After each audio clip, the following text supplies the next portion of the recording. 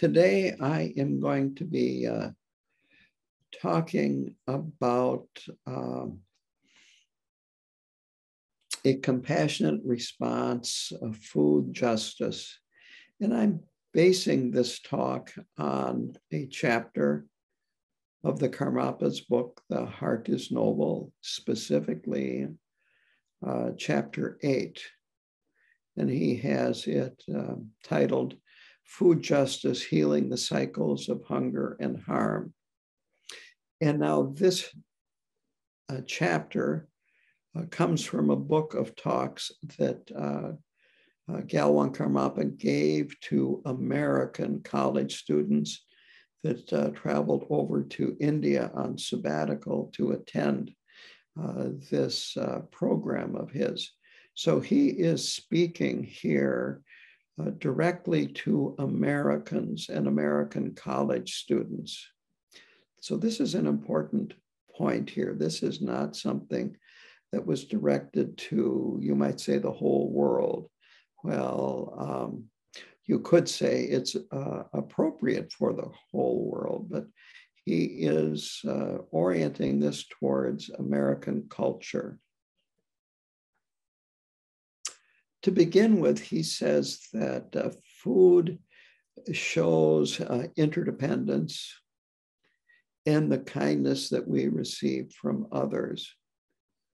When we eat a meal, that there are lots and lots of different people who have had a part of the process of getting that food on our table. And on top of that, the whole planet contributes to our food. And food is extremely important because it is a necessity. Without food, everybody would die. So this is a real basic necessity that we're talking about, just as air and water are basic necessities, and the ground that we stand on, that we live our lives on. So this is a very, very important topic. He delineates right off the bat problems that are related to food. The first one is the suffering caused to animals, that in some parts of the world, animals are worked to produce food. And those that aren't worked, that are raised for meat and wool and so forth, milk, that frequently they have poor conditions while they are being raised. And then at the end, most of them are put to death rather than die a natural death. So there's a lot of suffering in the food chain that is experienced by animals. Now, in the human realm, the suffering is in the producing of the food, that frequently there are long hours involved in food production, hard work,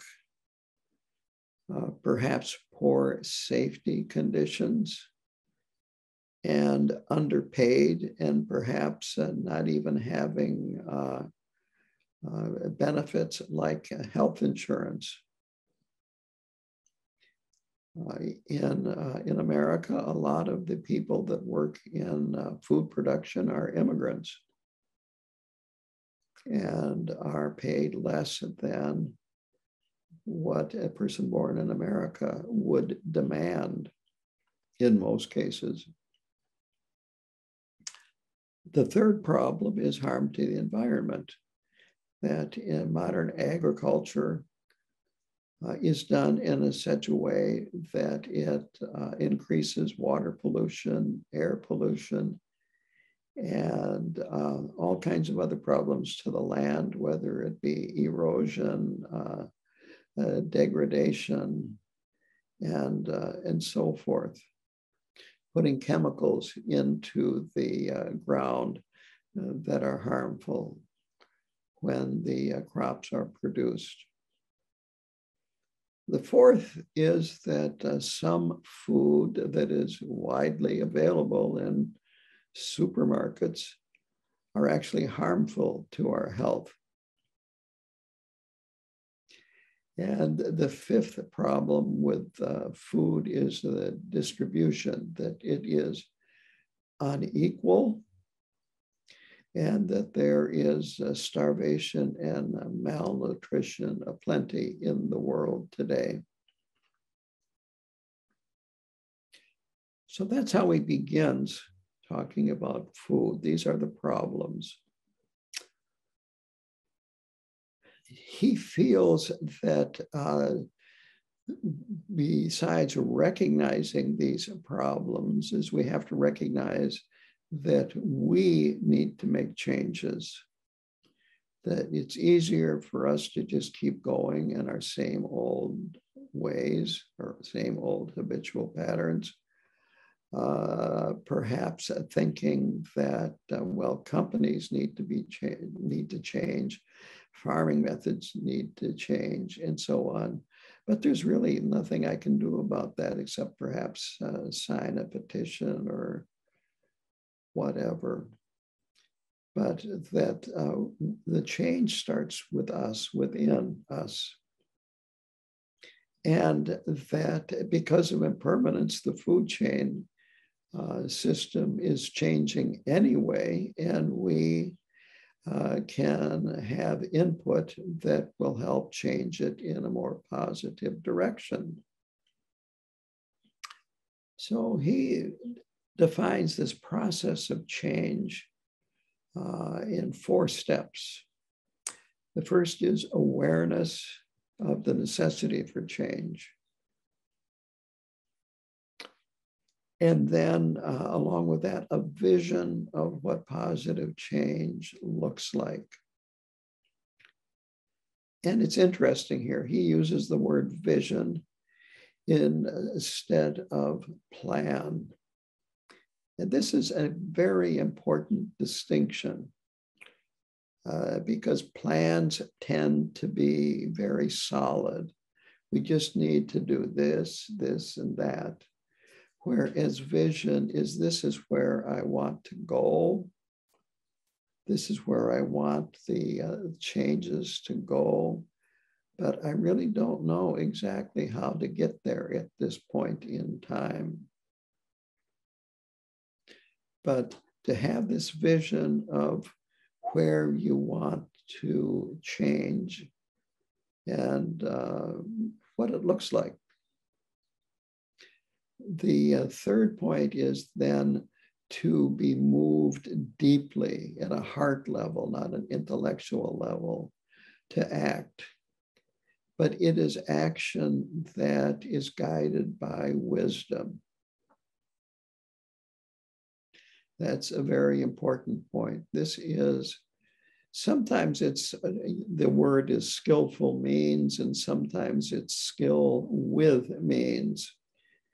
But it is to be moved deeply to do something, but to do it with wisdom so that what you're trying to accomplish will be accomplished or has a chance of being accomplished rather than causing more problems.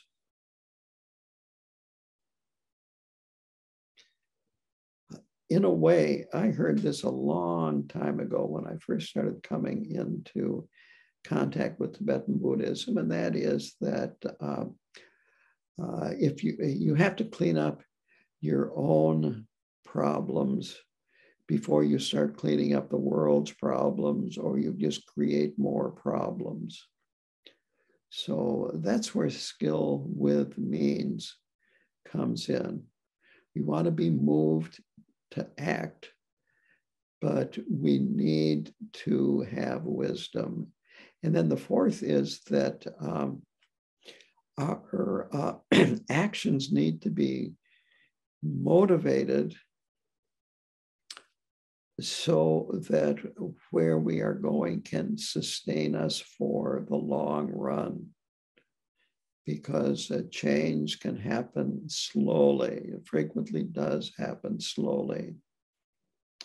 So we need to look at the, you might say, the bigger picture, and more into the future rather than next year, the next 5 years, and so forth. To look more into the future. So change comes from individuals. And it's easy to fall into the type of thinking that, well, the problem isn't me, the problem is so-and-so, or that type of people, or that corporation, and so forth. And this is not about us. It's not about, this is about us. It's not about finger pointing and then trying to get others to line up and act the way we think they should act.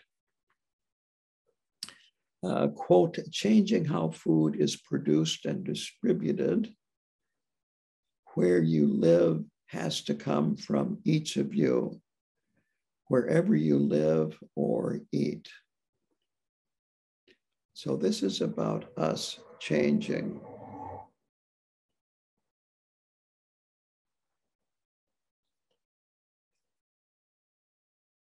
There is a saying that he quotes. He says it's a Tibetan saying, and it is, to see others, you need a pair of eyes. To see yourself, you need a mirror of your own mind.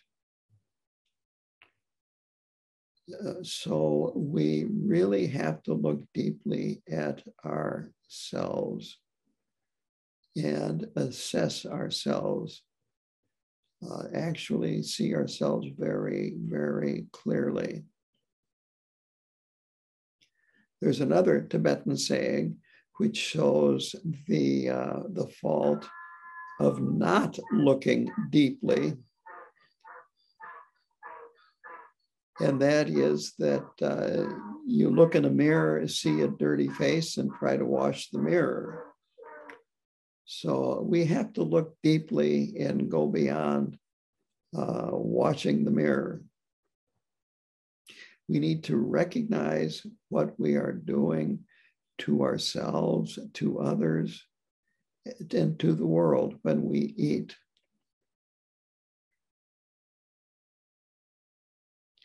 And along with that, we have to have a responsibility to those who do not have enough food. That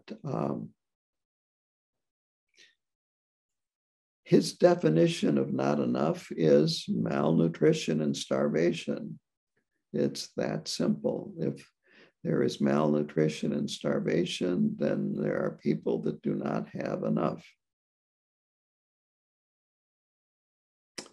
And the present situation was created by interdependence, which means many small factors. And therefore, because it is as a result of interdependence, it's not permanent. And just change comes from many small efforts that different individuals do coming together. And I can tell you this, that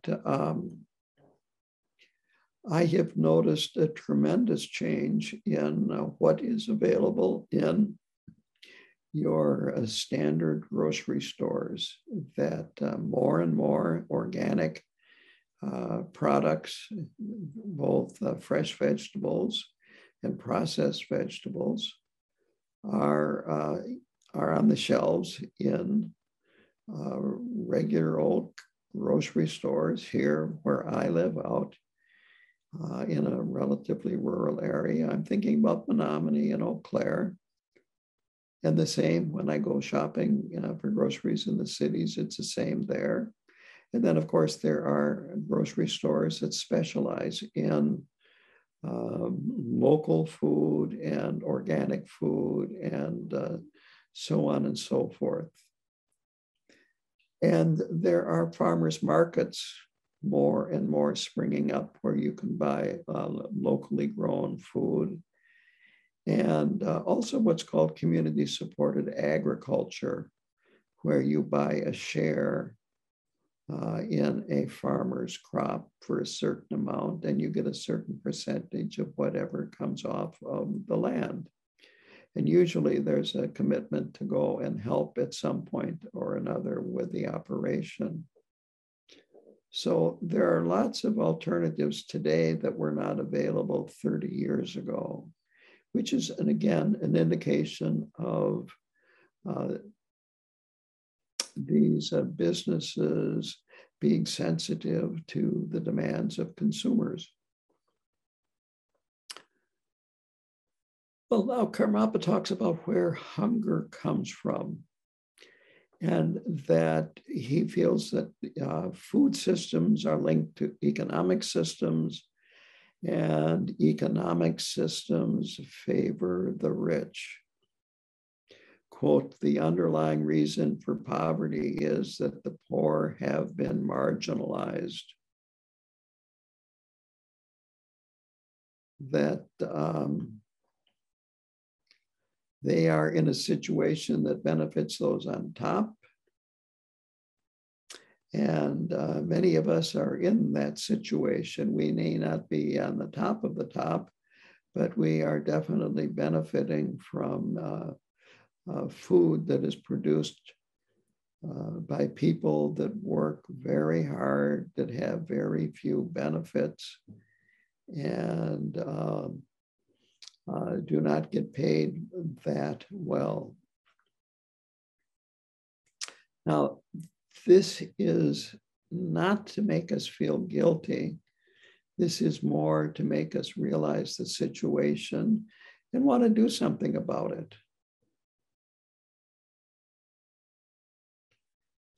I can tell you this, that right here, just north of me, is a company that was started locally, but then was sold out a number of years ago to Jennie-O Turkeys. And when I first moved out here 50 years ago, it was the employees were all Americans. And I knew some of the people that worked there, and they would talk about striking for better conditions and so forth, but it never happened. But then, I don't know if it was after it was sold to Jennie-O or before, but they started hiring Somali refugees. And now I think that the bottom line jobs are pretty much all Somali. This is a town of probably no more than 5,000 people, and there are 2 mosques in town, and a lot of Somalis on the street. On the other hand, the town economically has gone downhill in 50 years, and the businesses that were on Main Street, many of them have closed up. And because the money is not there that used to be there. It also is influenced by the decline of the farm economy and so forth. And what's happened in the farm economy is the dairy farmers have gotten bigger and bigger and bigger, and have hired more and more Hispanic workers. And so there actually has been a large influence in immigrants in this area. And it has caused, of course, pay to go down, and conditions have probably become worse for the people that are working on these farms and in these businesses. And this is a mirror of what's happening throughout the country.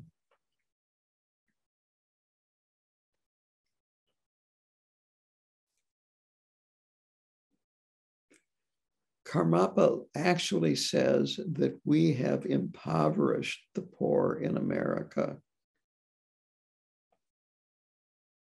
that they work for long hours, as I said, under difficult conditions for low wages, and are usually uninsured, have no pensions or union, quote, and we have the audacity to call them backward and lazy. So that's pretty strong language for Karmapa.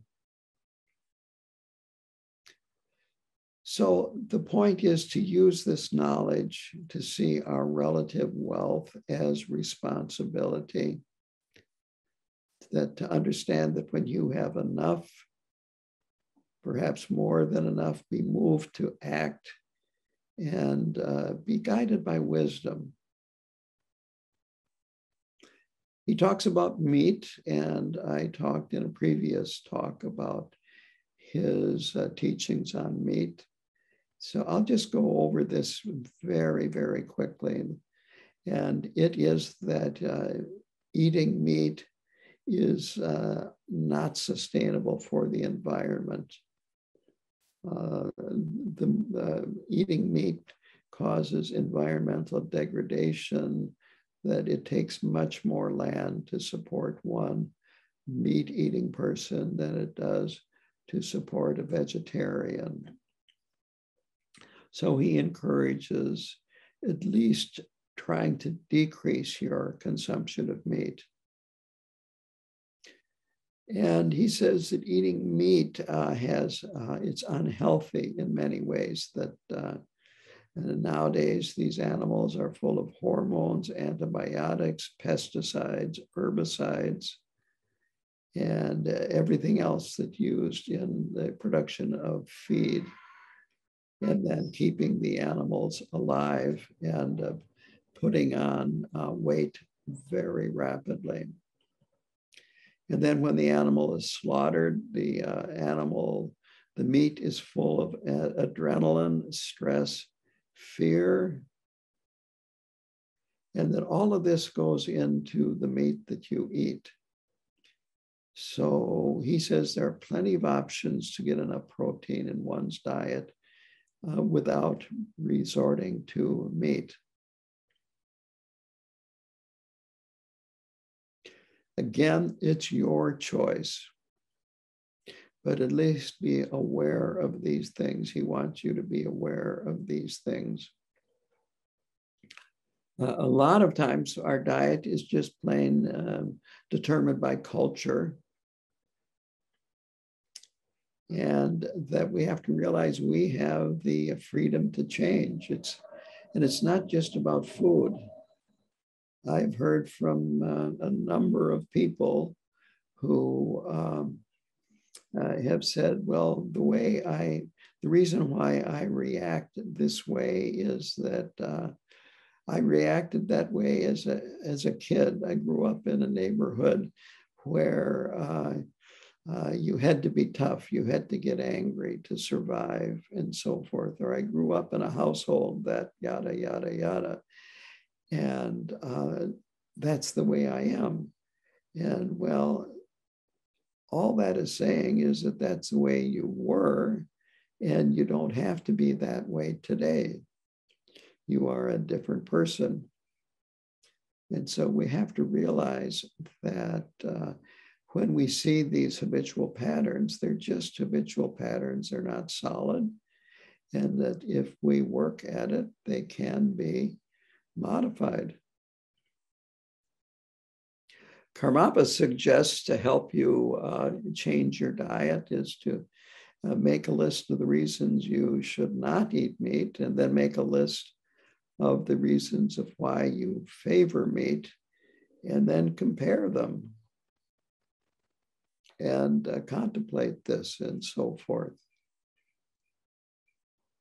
He says that most people eat meat because of the desire for the taste of the meat, and then the habit and the convenience. And again, this is short-term thinking. This is not long-term thinking. That we really need to look deeper and see the impact of our diet in terms of our body, our environment, and the animal. And I like this quote of his: empower your mind to take responsibility for your body.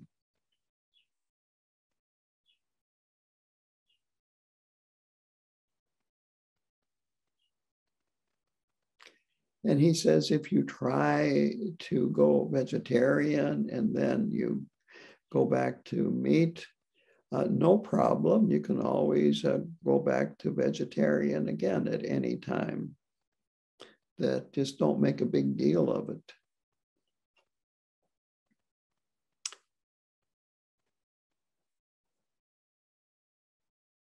So he then talks about eating meat in Tibet, because when he was in Tibet, the diet of an ordinary Tibetan nomad was meat, meat, meat.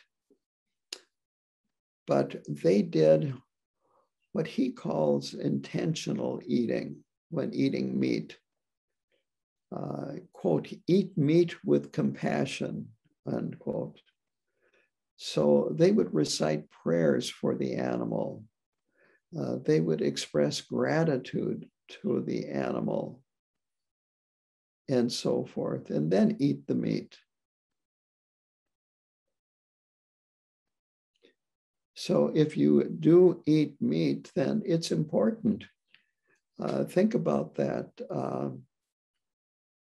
either before or later on, to say a prayer for that animal that died so that you could eat meat. And have some compassion for that animal.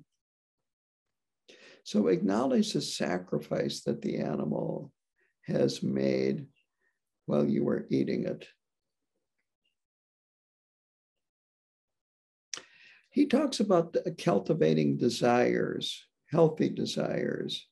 He divides desire up into positive desires. This is desires for things that are good for you.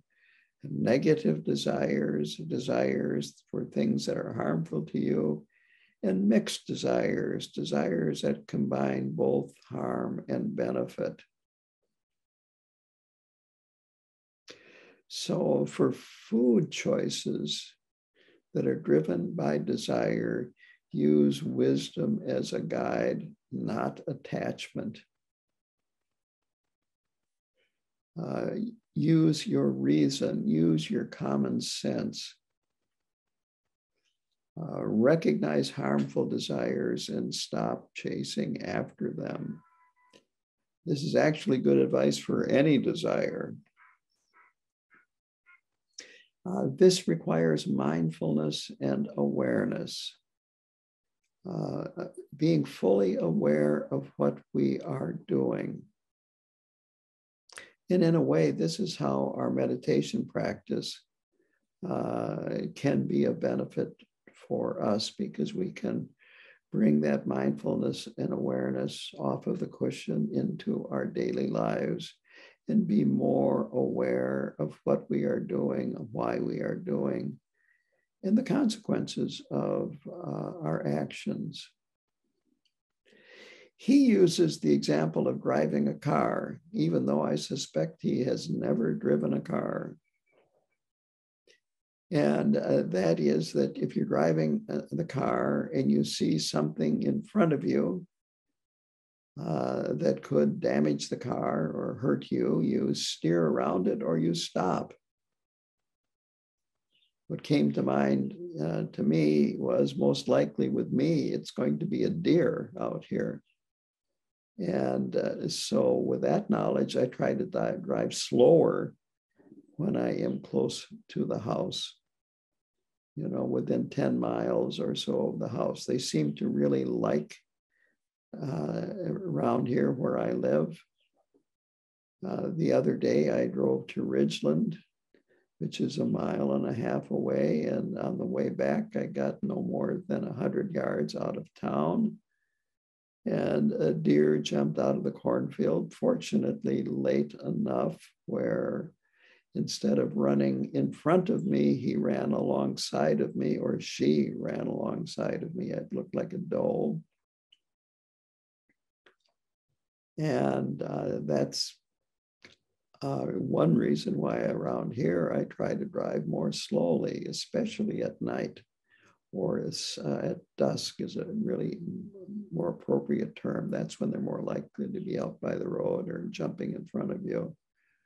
So that's what he's talking about, is with awareness when it comes to our consumption of food and buying of food, that when we see something that is going to be a problem, you might say a negative desire, we stop and go around it.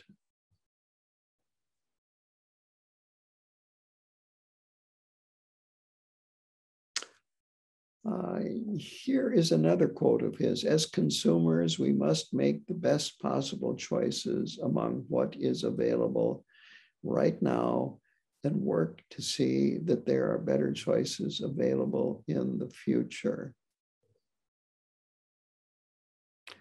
So he would like us to be aware of the effect of the food choices we make on the environment, on us, and on other people.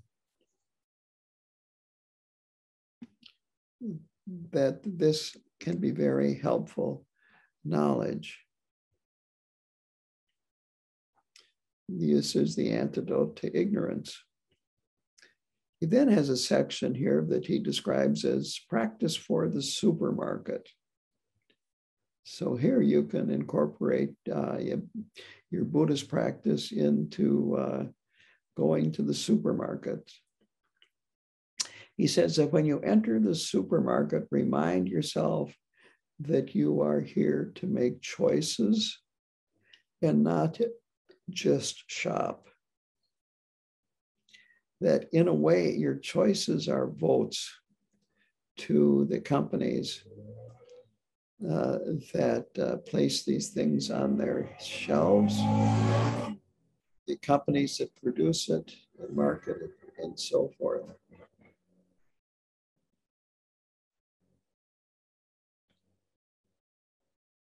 So make an aspiration that your choices will make a difference to others.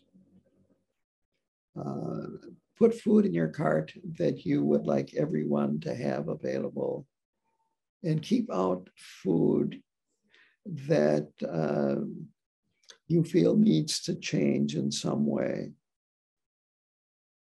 And so this means educating yourself and looking at the ingredients. Karmapa actually mentions that he thinks it would be great if there was an app where you could do this, where you could just enter the food, the brand, and so forth, and it would give you all kinds of information about the product, how far it traveled, impact on our health, how it was grown, how it was slaughtered, if it was meat, how it was manufactured, and so forth. How it treats its workers, and then, of course, nutrition. So I actually went to the internet when he was talking about apps. And there are a lot of apps for groceries and grocery stores. I couldn't find one that was like he described. But you might find it interesting to do a Google search and see what you can find. I did find one, and I didn't look into it other than what they had on their page. And it is called misfitmarket.com. And this is what they say: fight food waste with organic produce and sustainably sourced groceries delivered to your door at up to 40% off grocery store prices. Now, since it says food waste, I'm thinking that this is food that maybe is close to the date of expiration, but they had pictures of all kinds of delicious looking produce, as well as meat substitutes. So anyway, I'll leave it up to you if you want to search the internet for some kind of an app that might give you more information about the products. And of course, nowadays, there are more and more stores like Whole Foods and others that specialize in locally produced products, organic products, sustainable products, and so forth. So there are actually a lot of choices out there.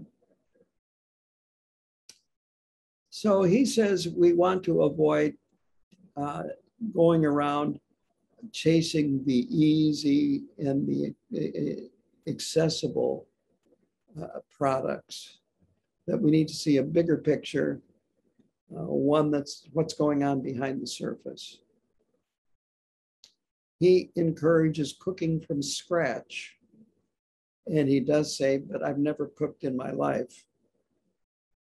But he feels that cooking brings people together. It brings warmth, closeness, brings health into the home, into communities, so that cooking and cooking together, eating together is a very beneficial activity.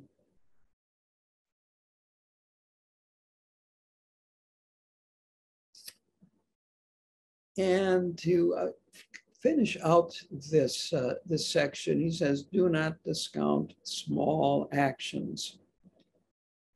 That it's a bit like practice, when we are meditating. Every time we come back to the breath, it's a very small act, but over and over and again, it builds up. Because of interdependence, our actions have consequences for others and to the world. And while they might seem small, they build up.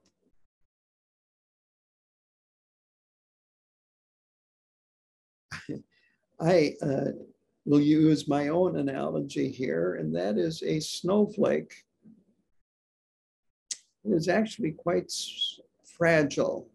If you've got one that lands in the palm of your hand and you don't have a glove on, it quickly melts.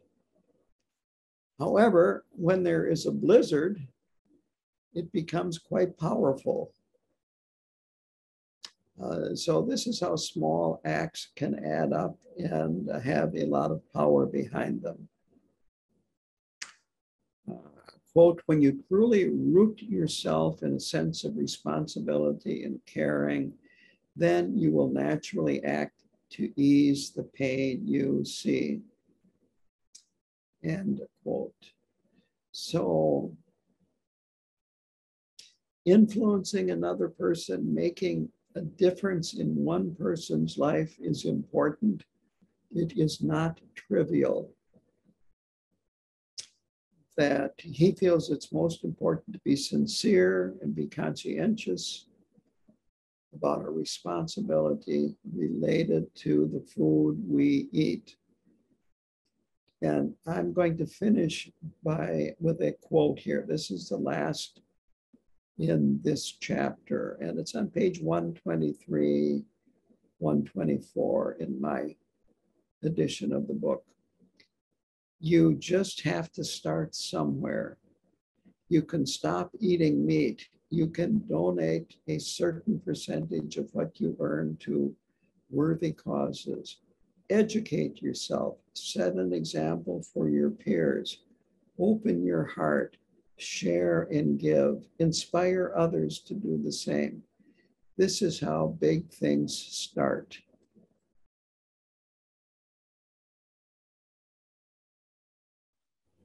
The question is, does Karmapa talk in this chapter about economic growth and specifically the growth of the agricultural industry and the marketing industry?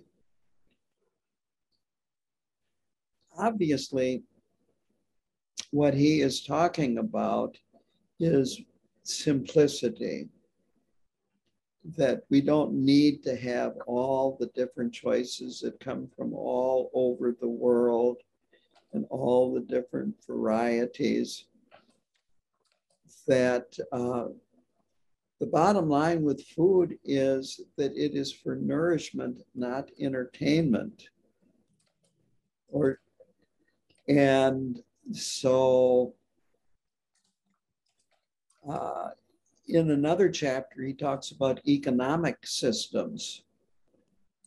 And this is related to the economic system. But going back to this chapter, he talked about the food industry being related directly to the economy, and the economy is set up so that the rich benefit and other people the rich benefit as a result of other people benefiting less or actually suffering.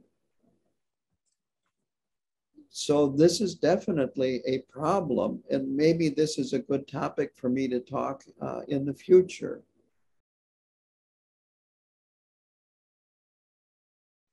The question is that I have, and this is asked by a veterinarian, I have many animals that are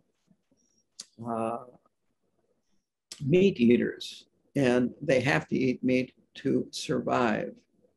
And what do I do about this? And this is an indication of the animal realm. Much of the animal realm is very much eat or get eaten.